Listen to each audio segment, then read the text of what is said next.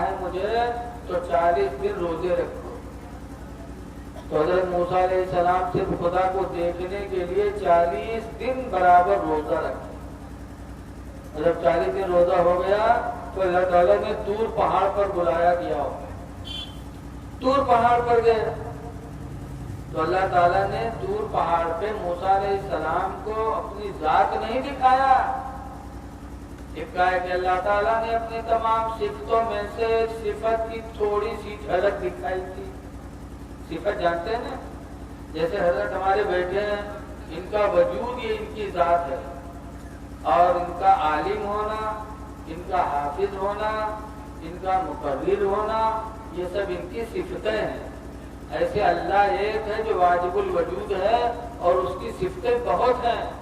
وہ قہار ہے، رحمان ہے، جبار ہے، غفار ہے، یہ سب اس کی صفتیں ہیں۔ تو اللہ ایک ہے اور اس کی صفتیں بہت ہیں، تو ان تمام صفتوں میں سے ایک صفت کی تھوڑی سی جھلک، کتنی تھوڑی؟ تفسیروں میں لکھا ہے سوئی کے نوک کے برابر، سوئی کے نوک کے برابر ایک تجلی ڈالی تو موسیٰ علیہ السلام نے اسی تجلی کو دیکھا، فَخَرَّ مُوسَىٰ صَعِقًا، تو قرآن میں لکھا ہے کہ موسیٰ چت ہو کر کے گر گئے، لیکن ان کی آنکھوں میں اتنا جلال آ گیا کہ اس کے بعد اگر کوئی ان کی آنکھ کو دیکھ لیتا تو دیکھنے والے کی آنکھ بہ جاتی، آنکھ ہی ختم ہو جاتی۔ تو موسیٰ علیہ السلام نے پتا درخت کے پتے سے اپنی آنکھ کو چھپا لیا تاکہ کوئی دیکھے نہ کہ اس کی آنکھ بہ جائے، اور اس کے بعد اپنے چہرے پہ پردہ ڈال دیا۔ ایک دن ان کی بیوی صفورہ نے کہا موسیٰ پیغمبر آپ اپنے چہرے پہ نقاب ڈالے ہوئے ہیں، نقاب ہٹا لو، ہم ان آنکھوں کو دیکھنا چاہتی ہوں جن آنکھوں نے اللہ کی صفت کی تجلی دیکھی ہے، ہٹاؤ پردہ۔ موسیٰ علیہ السلام فرماتے ہیں صفورہ اگر پردہ ہٹاؤں گا تو تمہاری آنکھوں کی روشنی بہ جائے گی، آنکھ چلی جائے گی۔ صفورہ کہتے ہیں آنکھ بہ جائے گوارا ہے، لیکن میں اپنے رب کی صفت کی تجلی دیکھ کے رہوں گی، ان آنکھوں کو دیکھوں گی جن آنکھوں نے اللہ کی صفت کی تجلی دیکھی ہے۔ موسیٰ علیہ السلام نے فرمایا صفورہ تیار ہو جاؤ۔ صفورہ کہتے ہیں میں بالکل تیار ہوں۔ تو موسیٰ علیہ السلام نے پردہ اٹھایا، جب اٹھایا تو صفورہ نے اپنی ایک آنکھ بند کر لیا، ایک آنکھ سے دیکھا، سوچا جب کہ جائے دونوں کا ہے چلی جائیں، بہت چالو رہا نا، محبوب چالو بہت ہو، فرض سے ایک آنکھ چھپائے گئی، ایک آنکھ سے موسیٰ علیہ السلام کی آنکھوں کا دیدار کیا تو حضرت صفورہ کی وہ آنکھ بہ گئی، لیکن اللہ کی صفت کی تجلی ایسی، اس کی دیدار کا شوق صفورہ کے دل میں پیدا ہوا کہ بہی ہوئی آنکھ کو ایک ہاتھ سے ڈھک لیا، اس آنکھ کو بھی کھول کر ان کی آنکھوں کا دیدار کیا۔ ان آنکھوں سے جب دیکھا تو اللہ تعالیٰ نے اپنی رحمت سے صفورہ کی پہلی والی آنکھ کی روشنی کو واپس فرما دیا، ٹھیک ہو گئی، یہ بہ گئی۔ تو جب یہ بہ گئی تو اس پہ ہاتھ رکھ کر کے اس کو دیکھا تو یہ ٹھیک ہو گئی۔ اے مسلمانوں ذرا موسیٰ علیہ السلام جو پیغمبر ان کی بیوی کے دل کی محبت دیکھو کہ اللہ تعالیٰ کی صفت کی تجلی کے دیکھنے کے لیے آنکھوں کا بہ جانا گوارا کیا، لیکن نہ دیکھنا گوارا نہ کیا۔ آج اللہ نے ہم لوگوں کو آنکھیں دی ہیں تو ہم لوگ اپنے آنکھ سے کیا دیکھیں؟ للی گھوڑی۔ اب للی گھوڑی والے پتہ نہیں بھری کے کار نہیں راوت اور اب تو ڈی جے چل گیا، بس للی گھوڑی ختم۔ اب یہ سب دیکھتے آنکھیں اللہ دے، تین چیزوں کو نہ دیکھو، ان چیزوں کو نہ دیکھو جن چیزوں کے دیکھنے سے گناہ ہو۔ حضرت علی رضی اللہ تعالیٰ عنہ کا زمانہ تھا، ان کے زمانے میں ایک بستی میں ایک لڑکا ایک لڑکی پر عاشق ہوا اور اس نے ملنے کی پیغام پہنچایا، کیا میں تم سے محبت کرتا ہوں، تمہاری آنکھیں اتنی خوبصورت ہیں کہ میرے دل میں گھر کر چکی۔ بات نہیں ہے کہ فلانیہ کے تو آنکھیں 1,00,000 روپیہ کی ریٹ آنکھ۔ ہمارے گاؤں میں ایک آدمی دیوانہ ہوا تو کہا رکے تو ایک آنکھ ہمارے لیے 1,00,000 روپے برابر۔ ہوتے ہیں بیوقوف ٹائپ کے. تو اس نے کہا تیری آنکھیں میرے دل میں گھر کر چکی ہیں, میں تجھ سے ملنا چاہتا ہوں. لیکن لڑکی کیسی اللہ والی تھی.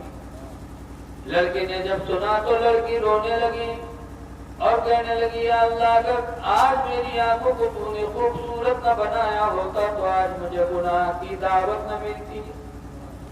ہائے افسوس میری آنکھوں کی خوبصورتی کی وجہ سے مجھے گناہ کی طرف بلایا جا رہا ہے. لڑکی روئی اور چاقو اٹھایا اور چاقو اٹھانے کے بعد اپنی دونوں آنکھوں میں مار کر دونوں آنکھوں کو نکال کے پلیٹ میں رکھ دیا اور بھیجا کہا لے جاؤ میرے چاہنے والے کو آنکھیں دے دو, ان آنکھوں سے اسے پیارے آنکھیں دے دو. خدا کی قسم وہ آنکھ مجھے نہ چاہیے جن آنکھوں سے مجھے گناہ کی طرف بلایا جائے. یہ نکال کر کے بھیجا اور ادھر لڑکی بے ہوش ہو گئی. لڑکی کی آنکھیں جب پلیٹ میں پیغام دینے والا لے جا کر اس عاشق کے پاس پہنچایا, کہا لے, اس نے آنکھیں نکال کے دے دی تجھے. جب اس نوجوان نے دیکھا تو اس کے منہ سے بھی ایک چیخ نکلی اور بے ہوش ہو کے گر گیا. اللہ یہ کیا ہو گیا؟ حضرت علی رضی اللہ تعالیٰ عنہ کو پتہ چلا. حضرت علی شیر خدا رضی اللہ تعالیٰ عنہ آئے اور اس واقعے کو سن کر بے پناہ خوشی حاصل ہوئی کہ سنیے زمین پر ایسی لڑکیاں بھی موجود ہیں جن کے دلوں میں خوف خدا کا یہ عالم کہ گناہ سے بچنے کے لیے آنکھوں کو نکال دینا گوارا کر لیا لیکن گناہ کے قریب نہیں گئی. حضرت علی شیر خدا بڑے خوش ہوئے اور ان آنکھوں کو لائے اور اس کے دونوں گڑھوں میں رکھا اور حضرت علی نے اپنا دونوں ہاتھ پھیرا تو اس لڑکی کی آنکھیں پہلی کی طرح پھر روشن ہو گئی. اس میں حضرت علی رضی اللہ عنہ کی کرامت بھی ہے اور اس لڑکی کی فضیلت کہ کیسی کیسی لڑکیاں روئے زمین پر تھیں کہ آنکھ نکل جائے تو گوارا ہے لیکن خدا کی نافرمانی کی طرف قدموں کو اٹھانا گوارا نہیں کیا. اے لوگوں, پتہ چلا کہ اللہ نے یہ بہت بڑی نعمت دی ہے, آنکھ بہت بڑی نعمت ہے. لہذا اس نعمت کو پانے کے بعد وہ چیزیں دیکھو جس سے خدا راضی ہو, وہ نہ دیکھو جس سے خدا ناراض ہو جائے. تفسیر روح البیان میں اللہ کے نبی فرماتے ہیں 4 چیزیں ایسی ہیں جن کو دیکھنا ہی عبادت ہے. اللہ آنکھ دے تو ان چیزوں کو دیکھیں. نمبر 1 پر حضور فرماتے ہیں النظرۃ الی وجہ الوالدین عبادہ. نمبر 1 پر ماں باپ کا چہرہ دیکھنا عبادت ہے. اگر اللہ نے آنکھیں دی ہیں تو ماں کا چہرہ دیکھو, باپ کا چہرہ دیکھو, کتنا بڑا ثواب ہے. دوسری حدیث میں حضور فرماتے ہیں من نظر وجہ الوالدین نظرۃ رحمہ, جس نے ماں باپ کا چہرہ رحمت کی نگاہوں سے دیکھا, رحم کی نگاہوں سے دیکھو. دیکھنا تو ہوتا ہے, ایک دشمنی کی نگاہ سے بھی دیکھا جاتا ہے, ایک رحم کی نگاہ سے بھی دیکھا جاتا ہے. حضور فرماتے جس نے رحم کی نگاہیں اپنے ماں باپ کے چہرے پر ڈالی فَكَتَبَ اللَّهُ لَهُ بِكُلِّ نَظْرَةٍ حَجَّةً مَبْرُورًا, تو ہر ایک نظر رحمت کے بدلے میں اللہ اس کے لیے حج مقبول کو لکھ دے گا. گویا کہ اس نے حج مقبول کی. صحابہ کرام نے پوچھا لو نظر کل یوم 100 مرہ, اے اللہ کے رسول اگر روزانہ کوئی 100 مرتبہ ماں باپ کا چہرہ دیکھے تو کیا 100 حج کے 100 مل جائے؟ فقال رسول اللہ نعم, تو سرکار نے فرمایا ہاں.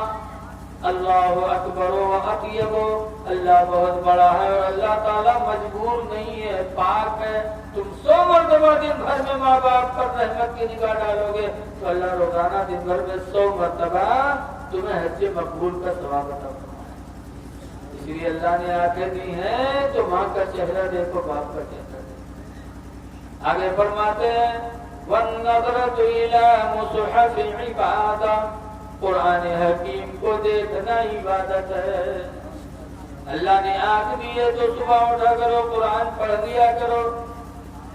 لیکن آج افسوس ہے کہ ہمارے گھر تلاوت قرآن سے محروم ہو گئے.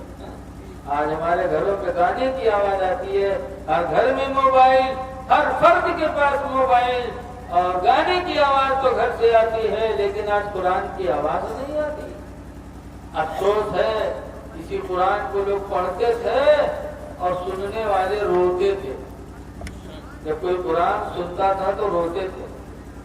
ابھی الحمدللہ میلاد شریف کے شروع میں عزیز القدر حضرت حافظ صوفی غلام مرسلین سلمہ مہاراج گنجوی نے قرآن کریم کی تلاوت فرمائی.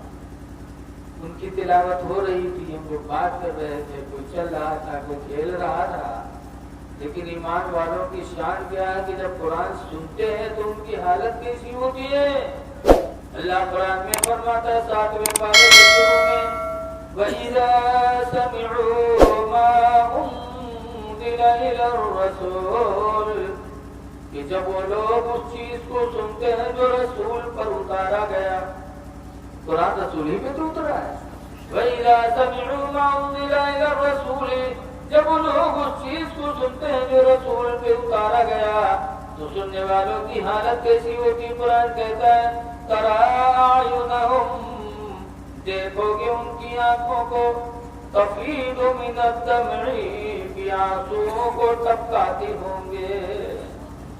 ان کے آنکھوں کو دیکھو گے کہ ان کی آنکھیں آنسو ٹپکاتے ہوں گے، روتے ہوں گے. ایمان والوں کی شان قرآن نے فرمایا ہے کہ جب ایمان والے قرآن سنتے ہیں تو ان کے آنکھوں سے آنسو ٹپکتے ہیں. اور آج ہمارے دل اتنے سخت ہو گئے، اتنے ڈھیٹ ہو گئے کہ قرآن پڑھا جا رہا ہے، ہم سے کوئی مطلب ہی نہیں. بہت ڈھیٹ ہو گئے ہم لوگوں کے دل. بتاتے ہیں بڑھوا بیمار ہوا، جب وہ مرے لاگ تو اپنے دل کا 4 پائی پکڑے بیٹھے ہو کے دائرے. بڑھوا کہنے لگا بھیا رے اب ہم بچ نہ پائیں گے، اب ہم مر جائیں گے. تو دیکھو تب ابا تو کہ جب مر جائے تو ہمارا کفن پران کپڑا کے دیو، پرانے کپڑا میں لپیٹ کے رکھتے ہو. تو دیکھو کہنے ابا یوں کہاں ہوئی گئی، گاؤں کے لوگ جٹی ہیں، رشتے دار رہی ہیں، ہم لوگ کفن پران دے دے، تم ہمارے لیے گھر گڑیا سب بنوائے ہو تو کفن پران دے دے. تو گاؤں والے کہا کہیں ہیں ابا، لوگوں کہا کہ گاؤں والے ان کے چکر میں پڑ کے ہم کا پھنسا دے رہے تم لوگ. تو لوگوں کہتے کہا ہے لڑکیوں کہیں کہا ہے ابا. تو لوگوں کہتے پران کپڑا میں لپیٹ کے رکھو قبر میں تاکہ منکر نکیر جب حساب لے آئی ہیں دیکھیے کفن پران تو کہیں یہ تو بہت پہلے مر چکا ہے کہ حساب ہوئی گا چھوڑو. تو چھوڑ چھاڑ چلے جائی ہیں اور نوا کفن میں لپیٹ کے رکھیے، جوتے جڑ جائی ہیں کہ نہ جٹی ہیں رے.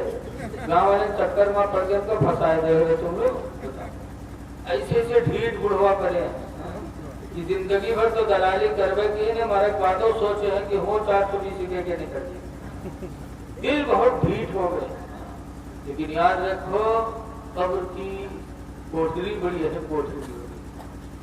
اعلیٰ حضرت امام اہل سنت اتنے بڑے مجدد، اتنے بڑے عالم کی پتہ نہیں کتنے علماء کو اپنی گود سے پالا ہے. 1000 کتابیں اعلیٰ حضرت فاضل بریلوی نے لکھی ہیں. اعلیٰ حضرت کے بعد اس روئے زمین پر کوئی اتنا بڑا علم والا گزرا ہی نہیں ہے ابھی تک جو اعلیٰ حضرت کے علم کا مقابلہ کر سکے. کسی نے اتنی کتابیں نہیں لکھی، 1000 سے زائد کتابیں اعلیٰ حضرت نے لکھی. بتاتے ہیں کچھ لوگوں نے مرتبہ کہا کہ اعلیٰ حضرت کو علم حدیث میں کمی تھی. تو اعلیٰ حضرت کے فتاوے جو چھپے ہیں، صرف فتویٰ دیا ہے، فتاوی رضویہ میں حدیثیں شمار کی گئی تو تقریباً 3700 حدیثیں اعلیٰ حضرت نے اس میں لکھی. علم کی بے پناہ عالم تھے اعلیٰ حضرت فاضل بریلوی، لیکن اس کے باوجود بھی قبر کی منزل کو یاد کرتے ہوئے بات اور یاد رکھو. آج ہم لوگ تو دین کے نام پر پیسہ کماتے ہیں، دین کے نام پر بولو چاہے ہم ہو چاہے آپ ہو پیسہ کماتے ہیں. اعلیٰ حضرت فاضل بریلوی رضی اللہ تعالیٰ عنہ نے افریقہ وغیرہ میں جب دیکھا کہ سنیت کا کام نہیں ہو پا رہا ہے تو اپنے باپ دادا کی بہت قیمتی زمین بریلی میں تھی، اس زمین کو بیچ کر حضرت مولانا عبدالعلیم میرٹھی جو ان کے شاگرد تھے، میرٹھ کے رہنے والے تھے، اعلی حضرت نے اپنے باپ دادا کی قیمتی زمین بیچ کر مولانا عبدالعلیم میرٹھی کو افریقہ اور دوسرے ممالک میں دین سنیت کی تبلیغ کے لیے بھیجا، اور حضرت مولانا عبدالعلیم میرٹھی رحمۃ اللہ علیہ نے پوری زندگی باہری ممالک میں سنیت کا پیغام پہنچایا۔ تو کون ہے؟ آج تو ہم لوگ زمین خریدتے ہیں دین کے نام پر پیسہ لے کر، اور اعلیٰ حضرت فاضل بریلوی نے دین کے لیے اپنے باپ دادا کی زمینوں کو پیش ڈالا۔ کتنے بڑے دین کے چاہنے والے تھے، لیکن جب قبر کی کوٹھری کو یاد کیا اعلیٰ حضرت فاضل بریلوی نے تو اپنے پیغمبر کی بارگاہ میں دعائی پیش کرتے ہیں، عرض کرتے ہیں یا رسول اللہ، کھڑے ہیں منکر نکیر سر پر، نہ کوئی حامی نہ کوئی یاور، کھڑے منکر نکیر سر پر، نہ کوئی حامی نہ کوئی یاور، بتا دو آ کر میرے پیمبر کہ سخت مشکل جواب میں، بتا دو آ کر میرے پیمبر کہ سخت مشکل جواب میں ہے۔ آج قرآن نہیں پڑھا جا رہا ہے، قرآن پڑھو اپنے اپنے گھروں میں۔ قرآن ہدایت کا سبب ہے، قرآن بیماریوں سے شفا پانے کا سبب ہے، قرآن روزیوں میں برکت کا سبب ہے۔ رمضان شریف کا مہینہ آیا ہے، لیکن بڑا افسوس ہے کہ رمضان شریف میں لوگ حافظ کو بلاتے ہیں اور 4-5 دن میں قرآن ختم کروا لیتے، اس کے بعد کہتے ہیں ہماری تراویح ہو گئی۔ قرآن پورا سننا افضل ہے، مستحب ہے، سنت ہے، لیکن 300 تراویح کا پڑھنا سنت موقدہ ہے۔ 5 دن میں 10 دن میں قرآن سننے سے تراویح نہیں ادا ہوتی ہے۔ قرآن تو تمہارا ہو گیا، لیکن تراویح ابھی تمہارے اثر کے اوپر باقی ہے، سنت موقدہ ہے، چھوڑو گے تو گناہگار بنو گے۔ تراویح مرد بھی پڑھے عورتیں بھی پڑھے، سب پر سنت موقدہ واجب کے منزل میں۔ قرآن پڑھو۔ قرآن ایک ایسی کتاب ہے کہ جب اسلام مکہ میں پھیلا تو لوگ مسلمان ہوئے تو مکہ کے لوگوں نے ظلم ڈھانا شروع کیا، اور اتنا ظلم ڈھایا کہ لوگ برداشت نہ کر پائے، تو کچھ لوگ مکہ چھوڑ کر حبشہ چلے گئے، جس میں 18 لوگ تھے، کچھ مرد کچھ عورتیں۔ انہیں 18 لوگوں میں حضور کے چچا حضرت جعفر بھی چلے گئے، حبشہ گئے، وہاں رہنے لگے۔ حبشہ دوسرا ملک ہے، وہاں چلے گئے، رہنے لگے۔ تو مکہ کے لوگوں کو پتہ چلا تو وہ لوگ حبشہ کے بادشاہ نجاشی کے لیے تحفہ تیار کیا، میوہ کھجور وغیرہ سب تیار کر کے، اور کچھ لوگوں کو بھیجا کہ حبشہ چلے جاؤ اور وہاں کے بادشاہ نجاشی کو تحفہ دے دو، اور کہہ دو کہ ہمارے مکہ سے کچھ لوگ آپ کے ملک میں بھاگ آئے ہیں، انہیں واپس کر دو۔ یہ تحفہ دے دینا، ان کو بلا لانا سب کو۔ لوگ تحفہ طائب لے کر کے حبشہ پہنچے، نجاشی کو دیا، کہا بادشاہ سلامت، یہ ہمارے شہر کے رئیسوں نے ایک تحفہ بھیجا ہے، لے لیجیے، اور ہمارے شہر سے 18 لوگ آپ کے ملک میں بھاگ آئے ہیں، آپ ان کو ہم لوگوں کے حوالے کر دو، ہم لے جائیں۔ تو نجاشی نے کہا اچھا، تو 18 لوگوں کو بلوایا، بلوانے کے بعد پوچھا آپ لوگ مکہ سے یہاں چلے آئے؟ کہا کیوں چلے آئے؟ تو حضور کے چچا جو حضرت جعفر تھے کھڑے ہوئے، اور انہوں نے کہا بادشاہ نجاشی، ہم مکہ میں تھے تو ہم برائیوں میں پھنسے تھے، مردار کا گوشت ہم لوگ کھاتے تھے، سود ہم لوگ کھاتے تھے، شراب ہم پیتے تھے، ماں باپ کو تکلیفیں ہم پہنچاتے تھے، پڑوسیوں کا حق ہم لوگ چھینتے تھے، لڑکیاں پیدا ہوتی تھی زندہ ایسے ہی گاڑ دیتے تھے، بڑی برائیوں میں پھنسے تھے۔ ایسے ماحول میں ہم لوگوں کے بیچ میں اللہ کا ایک آخری رسول پیدا ہوا جس کا نام محمد ہے، ان پر قرآن نازل ہوا جس قرآن میں منع کیا گیا کہ شراب پینا حرام ہے، انما الخمر والمیسر رجس، قرآن میں بے شک شراب اور جو ہے دونوں گندگی ہیں، من عمل الشیطان، یہ دونوں شیطان کے کام ہیں۔ اسی قرآن میں نازل ہوا احل اللہ البیع وحرم الربا، اللہ تعالیٰ نے تجارت کو جائز کر دیا اور سود کو حرام فرما دیا۔ اسی قرآن میں وبر الوالدین، ماں باپ کے ساتھ اچھا سلوک کرو، اور اسی قرآن میں والجار الجنبی والصاحب بالجنبی، بستر کے ساتھی پر رحم کرو اور اپنے پڑوسیوں پہ رحم کرو۔ اسی قرآن میں ذوی القربى والیتامى والمساکین، کی یتیم اور مسکین و بیواؤں پہ رحم کرو۔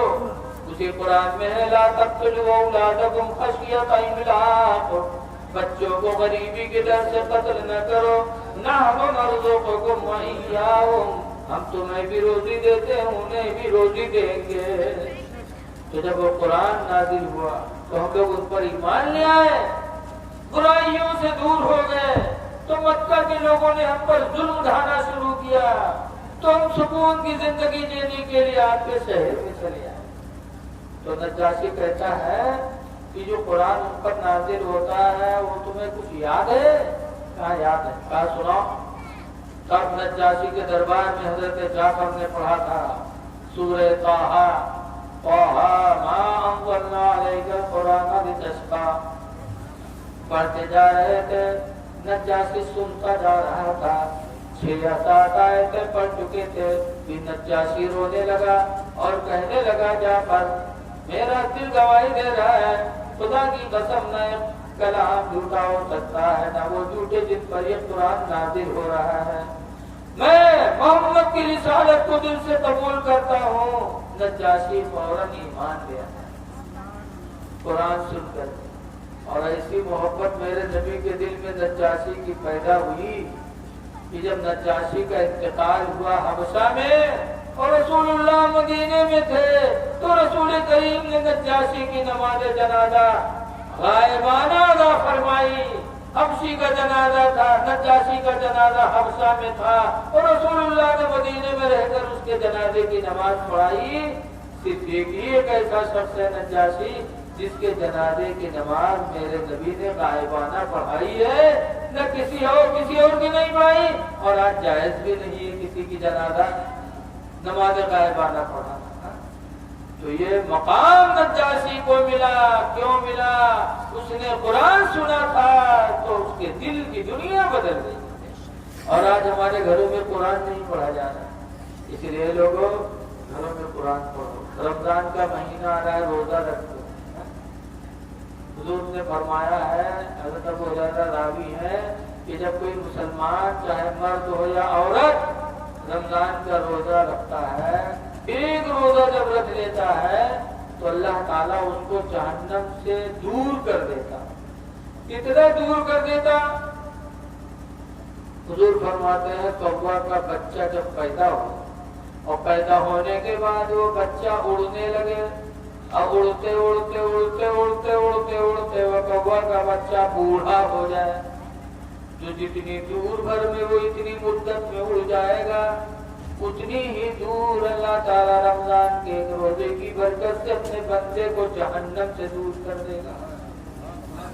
اب بتاؤ، کوا کا بچہ پوری زندگی اڑتے اڑتے بوڑھا ہو جائے تو کتنے میل اڑ جائے گا، کتنے کلومیٹر اڑ جائے گا؟ ذرا غور کرو۔ رمضان کے ایک روزے کے بدلے میں اللہ تعالیٰ اپنے اس بندے بندی کو جہنم سے اتنا ہی دور کر دے گا۔ اس لیے رمضان کا مہینہ آ رہا ہے، روزہ رکھ لو، تراویح پڑھ لو، صدقات دے لو، قرآن پڑھ لو، خدا جانے پھر آنے والا رمضان ملے کہ نہ ملے، کب بلاوا آ جائے۔ جیسے بھی حضرت نے فرمایا تھا کہ کوئی گل باقی رہا ہے نہ چمن رہ جائے گا، ایک رسول اللہ کا دین حسن رہ جائے گا، ہم سفیروں باغ میں، ہم سب مسافر ہیں اور دنیا باغ ہے۔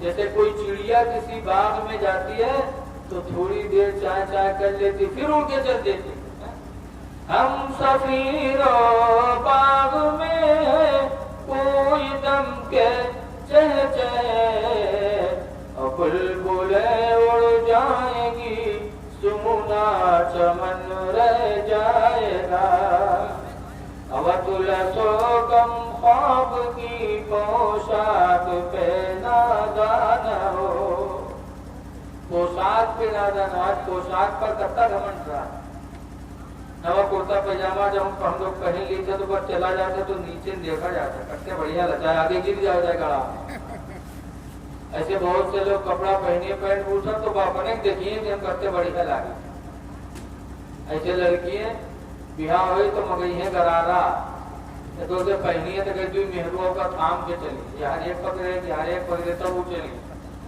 ایسا لباس اسلام میں منع ہے جس سے گھمنڈ پیدا ہو گھمنڈ اور تکبر اسلام انسان کے لیے زیبا نہیں ہے جب مٹی سے ہمارا بنے ہیں ناپاک کچرے سے ہماری پیدائش ہوئی ہے پھر ہم گھمنڈ کریں تو ہم سے بڑا بیوقوف کون ہو سکتا ہے امام غزالی نے لکھا مقاصد القلوب میں کہ اگر انسان صرف اپنی ایک حقیقت سوچ لے کہ ہماری حقیقت کیا ہے تو کبھی گھمنڈ نہ کرے حقیقت کیا ہے ہر انسان ناپاک ایک قطرہ ہے بولو ایک ناپاک قطرے سے انسان بنا ہے تو اگر اپنی حقیقت سوچ لے تو امام غزالی لکھتے ہیں کبھی غرور و گھمنڈ کا وہ شکار نہ بنے اس لیے لوگوں اللہ تعالیٰ کی بارگاہ میں دعا کرو کہ اللہ تعالیٰ ہمیں رمضان کے آنے والے تمام احکامات پر عمل کی توفیق عطا فرمائے آج حضرت عبد القادر میاں دیکھو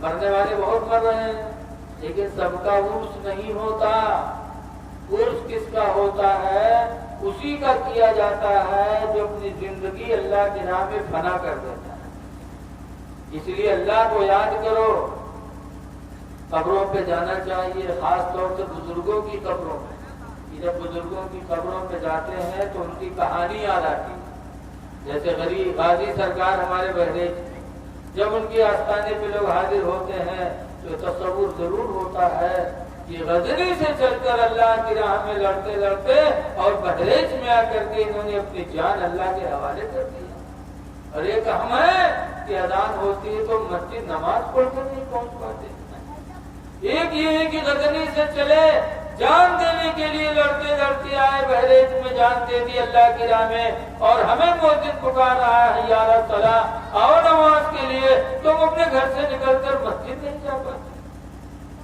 بتاؤ یہ کتنا ہمیں یہ معاملہ اہم پیدا ہو گیا کہ آج ہم نماز سے دور ہیں نماز انسان کے درجات کو بلند کر دیتی دنیا کے بلاؤں سے بھی نماز نجات دیتی تھی اور آخرت میں تو نجات دلائے گی ہم نے تو بہت قریب سے دیکھا ہمارے گاؤں کھنا پوروا کٹگھر جو جنگل کے کنارے ہے اکثر لوگ جنگل سے لکڑی کاٹتے ہیں بیچتے ہیں زندگی گزرتی ہے ایک مرتبہ 3 تھوڑے لکڑی کاٹت میں پکڑ لیے گئے تو جب پکڑ لیے گئے تو لے کے گئے روئی ڈیا تھانا اور کے بعد دروگا جی اٹھائیں پٹا مارے چلے تو میں تو بہت چالو رہا ہے جھٹ سے مسلح بچھائے رومال بچھائے لی اور نیت باندھ لی نہ وضو نہ کچھ جھٹ سے نیت باندھ لی تو وہ نماز پڑھے گا دروگا جی اٹھائیں پٹا وہ دونوں کو یہاں ماری مارے بعد اکیلن بڑھے تو نماز مارا ہے تو پھر لوگ گیا پھر انہیں دونوں مارے لگے پھر مار مور کے پاس گئے وہ سلام پھیرے پھر انہیں جھپٹ سے باندھ لیا پھر اکے لگ جائے پھر دیکھے نماز میں پھر انہیں دونوں پر ٹوٹ جائے مارت 1 گھنٹہ تک کھانے پیٹنگ دونوں کا اور جب اکے لگ جائے تو کہ نمازیں نہیں ختم ہوتی جب تک کہ 1 گھنٹہ میں گاؤں سے پیسہ پہنچ گا دروگا جی کے پاس پیسہ پائے گے اور وہ چھوڑ دی جب چھوڑ دیا تو تینوں جب گاؤں میں گئے تو